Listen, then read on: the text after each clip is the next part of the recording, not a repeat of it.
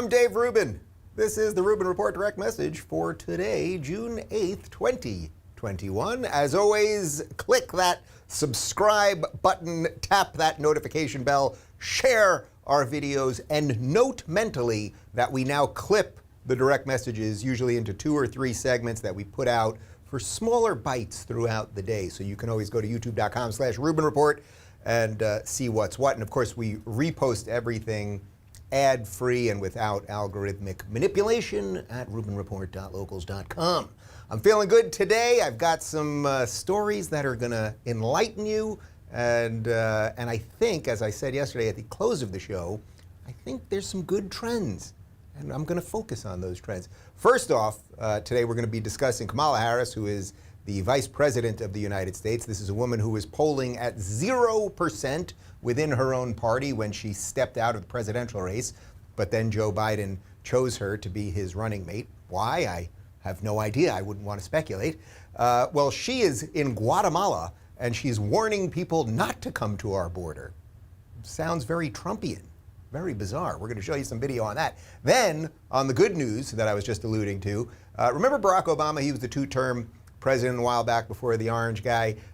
Well, Obama is now being trotted out there to do interviews to sort of attack the Republicans and kind of attack white people. And they got him to comment on critical race theory. And the fact, even that this interview happened, even that he brought this topic up, I think shows you that we're kind of winning, because now they're busting out the old all-stars. It's like old-timers game, and they're bringing out the old guys for the greatest hits. And I think it shows you that we're actually making some headway here, so we'll talk about that. And then finally, you may remember this New York Times journalist by the name of Mara Gay. We talked about her a couple weeks ago because she interviewed Andrew Yang for the New York Times, and she basically called me a white supremacist. She said that I regularly host white supremacists on the Dave Rubin Show, which isn't even the name of this show. We tried to get a retraction and a correction, but they don't do that at the New York Times because it's not a place of journalism. Well, anyway, she was on MSNBC, I think it was this morning, and she was triggered. She was triggered because you're not going to believe this. She was out in Long Island. I'm from Long Island. I know about Long Island. It is the place of bagels and pizza, okay? A lot of carbs on Long Island. She was out on Long Island, and she saw people in pickup trucks. They had American flags, okay? They were waving around American flags, driving down the LIE, the Long Island Expressway, probably heading out to the Hamptons, okay? And they had American flags, and it just freaked her out. We'll talk about all of that and more in just a second. But I want to talk to you guys right now about Bonner Private Wine. You ever go out to a BBQ joint? I was actually just at one in Austin, Texas a couple days ago. And the next day you're still digesting all the meat. You know that feeling? Well, here's a tip. Drink some red wine, guys. Not only does it taste great, but red wine actually makes you digest meat more effectively. In fact, according to some studies, it even makes red meat healthier. But not all red wines are equal. You don't want some mass market red wine full of chemicals and pesticides. Instead, you need to check out the Extreme Altitude Malbec from Argentina. Extreme altitude means grapes grown at around 9,000 feet. They're fed off pure snowmelt, no excess chemicals, with notes of blackberry, leather, smoke, and dark cherry. This wine is delicious. As you know, I'm doing the tri-tips lately, and I've been busting out the Malbecs. The guys over at freethinkerwine.com are telling me they just got another special shipment of these wines in, including one from the 3rd highest vineyard in the world. My audience can get 50% off if you go there today. Just visit freethinkerwine.com. That's a website they set up just for us. That's freethinkerwine.com. And now back to me. All right. We got a lot to get to, and I'm feeling good. Here we go. So first off, Kamala Harris, she's down in Guatemala, and she doesn't want people coming to the U.S. Very bizarre position for a Democrat to take, especially knowing that we've got video of you when you were running for president, Kamala, and we're going to get to that in just a sec. But here's Kamala yesterday. Just quickly put a button. Okay. Do you have any plans to visit the border? At some point, we are going to the border. We've been to the border. So this whole thing about the border, we've been to the border. We've been to the border. You haven't been to the border. And I haven't been to Europe. And I don't understand the point that you're making. I'm not discounting the importance of the border. Well, We're back? Oh, we're back. Okay, sorry, I did the clips backwards there. So that's obviously her talking to Lester Holt, and she's implying that she's been to the border. He's like, no, you haven't been to the border. And then she's like, oh, well, we're going. Also, this way she conflates our southern border with Europe, meaning she hasn't gone there either. It's like, well, people aren't just walking across that Atlantic Ocean thing and just walking into our country. We know that now thousands of people are doing this and that our border facilities are overrun and there are kids in cages. We used to care about that. It was like Auschwitz. Now we don't really care. AOC is pretty quiet on all that stuff. But now let's throw to this video of Kamala in Guatemala with a message for people who want to come to the United States. I want to be clear to folks in this region who are thinking about making that dangerous trek to the United States-Mexico border. Do not come. Do not come. We have always presented ourselves as being a nation of strength with strong arms, that when people are fleeing harm, we will embrace them. But look at what has happened with this administration. There are children who are fleeing murder capitals of the world. Let's be clear about this. Imagine a mother who makes a decision to pay a coyote to transport her child across the entire country of Mexico, facing unknown peril. She does that because she believes for that child to stay where they are is worse. Okay, so what we did there was juxtapose two videos. The first one, of course, was her yesterday in Guatemala, where she's basically telling people not to come and nothing good's going to happen here in the U.S. The other one was her as a candidate. And again, she polled at 0 when she dropped out of the presidential race. And at that point, of course, she's telling people, yeah, you can come and we've got to take care of people and everything else. Now, I get it. Politicians all lie. Republicans lie too. Conservatives lie too. But the difference here is that for 4 years, we were told what a racist and a bigot and a white supremacist Donald Trump was, right? He wanted to build a wall. He didn't want immigrants to come here illegally. He would often talk about how he was pro-immigrant and actually wanted them to come legally, just not illegally. So it's a little extra odd, the hypocrisy, when it's a Democrat who was just calling the other guy racist, is now just repeating the same exact things that Donald Trump has been saying for a long time. And you're not going to believe it. We've got receipts. Here's Donald Trump on immigration. And they've got to stop letting people come in illegally. I love people coming into the country legally. That's fine. But we have to stop illegal immigration in this country. We have people coming into the country, and I'm not talking Mexico, I'm talking from all over the world. We have no idea where they came from, who they are, what they did. You see? You see what just happened there? That's Donald Trump in the midst of his presidency. I think that's about 2 years in, saying the same thing that he said for all the 4 years, which is I'm not anti-immigrant, but I'm anti-illegal immigrant. We got to know where these people are coming from, what they're doing, blah, blah, blah, blah, blah. And that's what they were calling him racist for 4 years. He was a racist white supremacist. Kamala Harris is now saying the exact same thing. And dare I give AOC credit, but AOC knows that Kamala is a hypocrite. Here's what AOC tweeted to Kamala. This is disappointing to see. First, seeking asylum at any U.S. border is a 100% legal method of arrival. Second, the U.S. spent decades contributing to regime change and destabilization in Latin America. We can't help set someone's house on fire and then blame them for fleeing. So I want to put aside the secondary part there because, of course, AOC always wants to figure out a way to blame the United States for everything, right? No matter what happens in the world, AOC and Ilhan Omar and Rashida Tlaib and the Hamas caucus, they want to figure out a way to always blame us.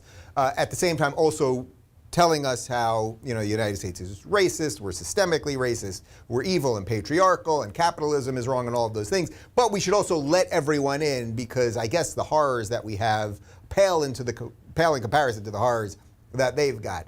But I sort of like the fact that at least she was somewhat calling out the hypocrisy of Kamala Harris there. And again, when we talk about the hypocrisy thing, it goes both ways. Politicians are hypocrites. Politicians need power. They say whatever they can to get into power. But this shows you why the false cries of racism and bigotry that have basically been set as the norm in politics. If you don't like what someone says, you falsely call them a bigot or a racist or a homophobe or whatever it is, it shows you how absolutely dangerous it is, because Trump was not a bigot and not a racist. And if you think that he was, then you basically think that Kamala Harris is a bigot and a racist. Now, every single country, and this is exactly what I said for all the years that Trump was president, and I said it for years that Obama was president before that, every single country has a duty and a right to defend its borders as it sees fit. Every nation is allowed to let in people or not let in people. You don't want nations that don't let people out. That's where it starts getting dangerous. That's kind of like the Germany, Nazi thing. That's kind of like North Korea now. You don't want to trap people here. You want freedom of movement, but every country can decide how many people they want to let in, or if you have to have relatives that are already in the country, or if you have to have a job ready for you. We've got so many problems here. Homelessness, economy, drug use, a lot of stuff's going on in America right now. It would be okay if, in my humble opinion, if we were like, we're actually not going to let anyone in for a little while. We got to sort things out. You know what I mean? Like, if your whole house is on fire, you don't welcome everybody in at the exact same time. If we just took a pause and we're like, boy, we have to figure some of this stuff out because we've got real major problems here, and I think there was a pandemic or something for a year and a half, and that seems to be wrapping up now that it's no longer politically expedient for the powers that be. So I think you get the point here. Either Kamala Harris owes Donald Trump an apology, or she's just come out as a racist. I can only see those as the two options. It's very bizarre. Or could it possibly be that Donald Trump was never a racist in the first place, and they've just used the worst sort of political attacks to attain power? Could that be? Could I be so cynical as to think such a thing? We'll think about it. Anyway, let's talk about Barack Obama. He was the two-term president before the orange guy, and he's been somewhat quiet over the years. He chimed in every now and again during the Trump presidency, but actually not too much. And in my opinion, that's what a good president should do. George W. Bush has been very quiet post-presidency. They've worked on things. Remember, during some of the hurricanes, we had Bill Clinton. They trotted him out with George W. And they can work on sort of humanitarian things together. But personally, I think it's pretty good when a president basically says, hey, I did my thing, and now I'm going to sort of back out. Or you could be a statesman in like a bigger sense without getting lost in the mire and muck of politics. And Obama's actually been pretty decent about it. Not great, and he's come out a little bit more lately. Anyway, he just did an interview, and you need to take a look at this because he's going to blame a lot of stuff on, you're not going to believe it, the right-wingers and the media, of course, that right-wing media machine. It's so ubiquitous and everywhere because there's no left-wing media machine, right? Most of culture isn't left-wing pushing all this nonsense on us. But then he really makes the point of, it's those racist white people that really have the problems. But don't take my words for it. Barack Obama. I also think that there are certain right-wing media venues, for example, that monetize and capitalize on stoking the fear and resentment of a white population that is witnessing a changing America and seeing demographic changes and do everything they can to give people a sense that their way of life is threatened and that people are trying to take advantage of them. And we're seeing it right now, right, where you would think with all the public policy debates that are taking place right now that, the Republican Party would be engaged in a significant debate about how are we going to deal with the economy and what are we going to do about climate change and what are we going to do about, lo and behold, the single most important issue to them apparently right now is critical race theory. Who knew that was the threat to our republic? Man, I got to tell you, I voted for Obama twice. I don't regret things in life because I think you learn things by past mistakes, but I would say it was a mistake voting for that guy. You can see the way through his very calm, cool demeanor and the way that I'm sort of right about everything because of the way I talk about everything, that underneath it is actually a very dangerous person. Because first off, he's saying that it's right-wing media that monetizes these things. Now, the idea of that is just so on its face ridiculous. Left-wing media is absolutely everywhere, pretty much controls everything, and we all know that the culture war that is raging right now is finally that a couple say right-leaning or conservative voices or whatever you want to consider me are pushing against the giant thing that has been monetized through corporations. Corporations love Black Lives Matter. Corporations love Pride Month. Corporations love Antifa and all of this gender nonsense and everything else. So the idea that it's right-wing media monetizing on people's fears is crazy. It's actually left-wing media doing it, which we're going to get to in the next story in just a second. Left-wing media is monetizing on everyone's fears of white supremacy, which doesn't even exist. There are no structures of white supremacy in the United States. There are no political people. Show me someone in the United States government who is a white supremacist, who literally wants laws that are different for white people. These people don't exist. So they're doing what they do with everything, which is a complete 180 lie. You're taking what you do, which is racialize everything, and you're making it seem that it's the scary right-wing white people that are doing it. Then he says, well, Republicans should be focused on the economy or climate change, not critical race theory. Now, why would Barack Obama want to diminish the danger that is critical race theory, which in essence is now the driving force behind the Democratic Party? It's because he's obviously for it and wants you to take your eye off the ball.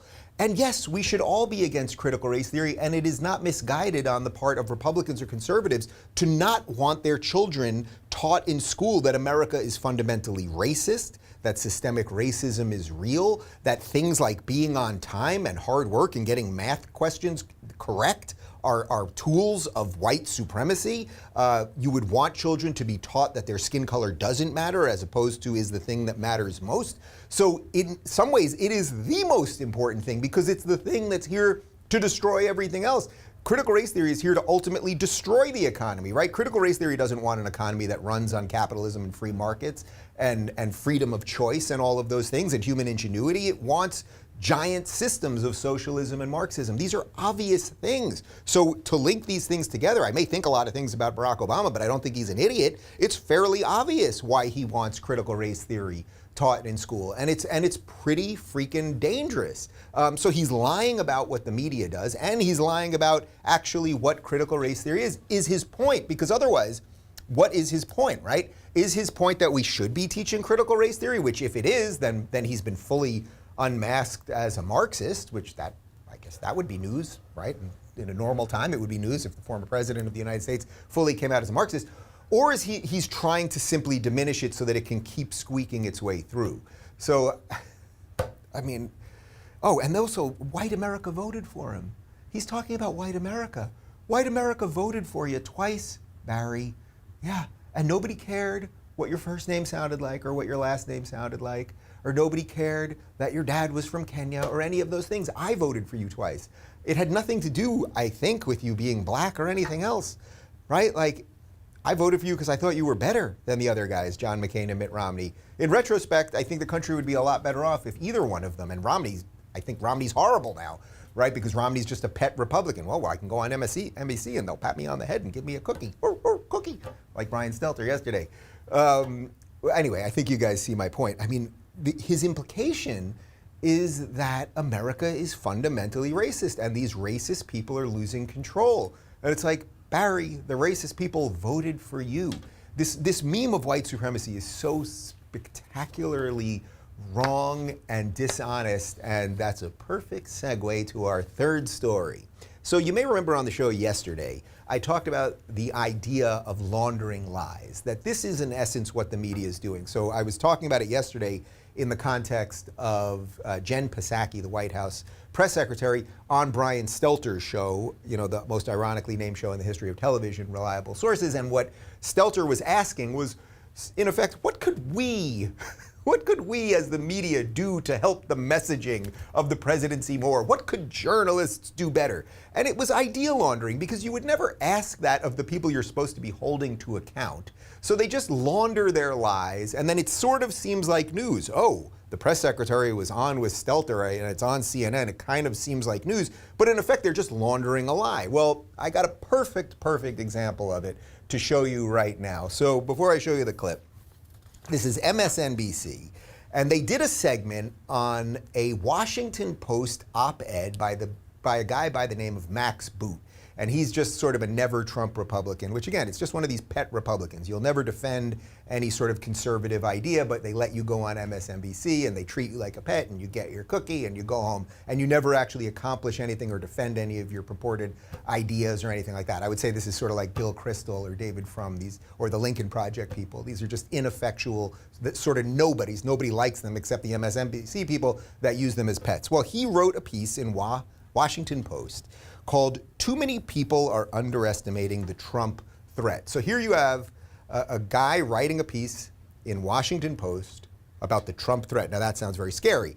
Then on MSNBC, they analyze this very piece that he wrote, and they bring in a journalist from the New York Times, her name is Mara Gay, to analyze this Trump threat. Now before I show you the clip, you may remember, as I said earlier, Mara Gay just a few weeks ago was interviewing Andrew Yang in the New York Times and said that me, Dave Rubin, that I regularly host white supremacists. I tweeted at her many times asking her for clarification on that. Of course, she did not respond. We also gave away a month free to anyone who signed up at the Rubin Report community in honor of Mara Gay. I think we used Mara. It was code Mara at the time.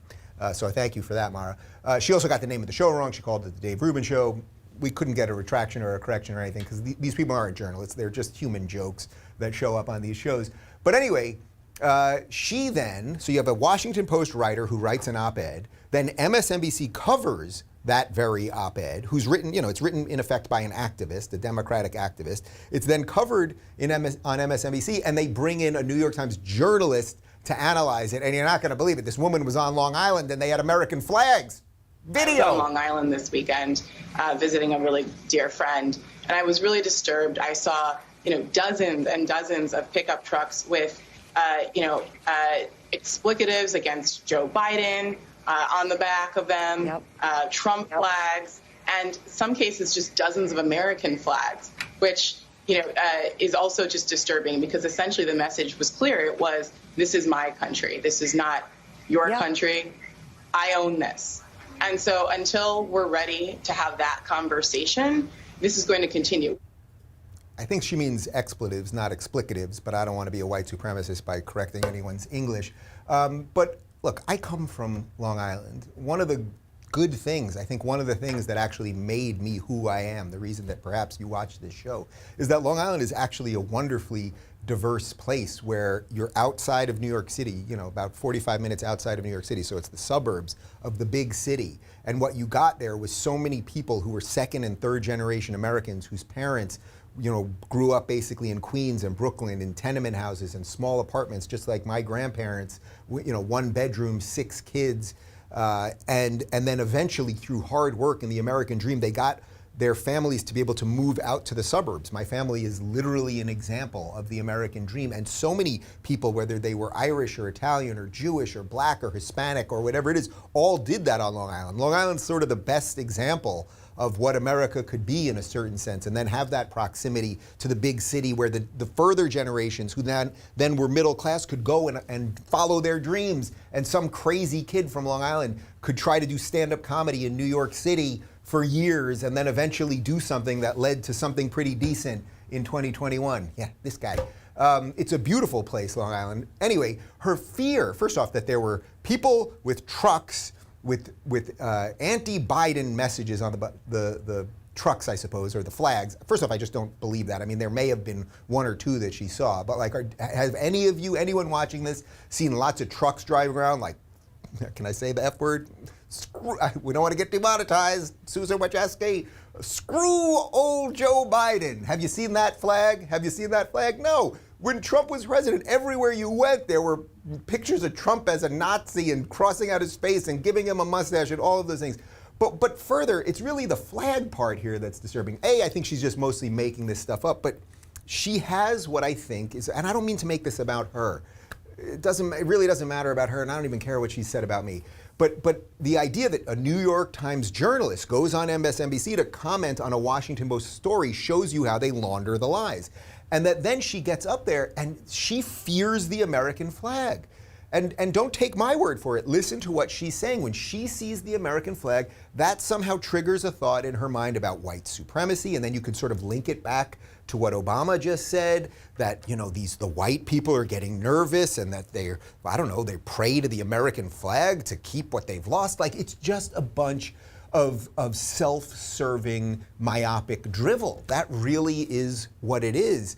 And in some ways, Mara, you're the racist. You're the racist. Nobody cares what color you are. I wish you well in whatever it is that you're doing, right? Like, that's great. You work at the New York Times. It's a crumbling place of journalism, and you're not a very good journalist, but like, great for you to have that job. That's just fantastic. So I don't mean to make this about you, Mara, but the point is, you're obsessed with race. So do you think it's possible? Could it be possible that people, I know this is crazy, I'm going to need a little bit of a leash here, people.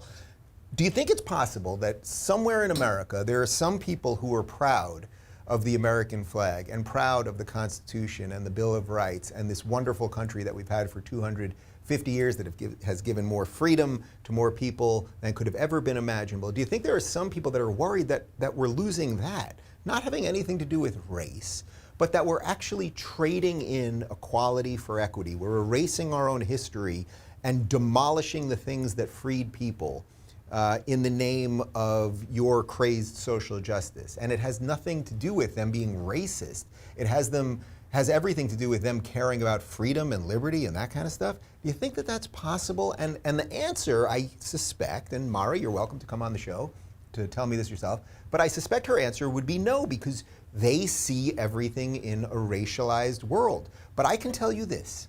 When I went to Donald Trump rallies, and I went to a few here in crazy lefty California, in the heart of Los Angeles, in Beverly Hills, bananas Beverly Hills, I saw American flags everywhere. I saw Trump flags, I saw all sorts of stuff, I saw gay flags, and everybody was really nice.